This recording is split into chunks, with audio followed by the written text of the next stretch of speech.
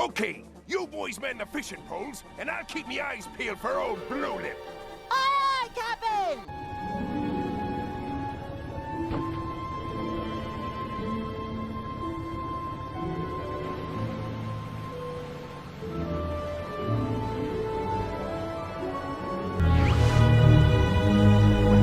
Sailing, sailing over the bounded waves.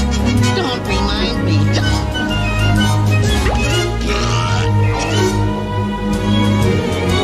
Aye, Captain.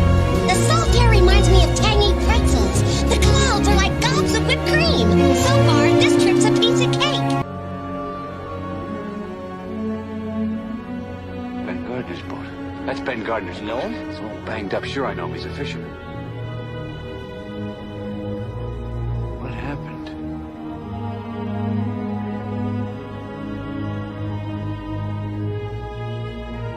Look, Morton, I've got to go down there and check their hull.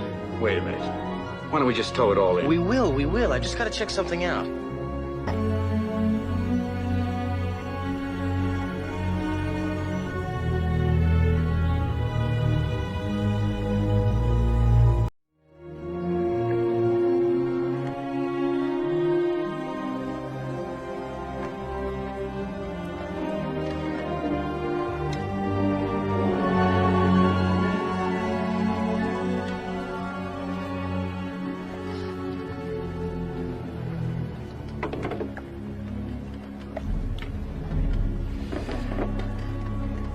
Let's tow it in.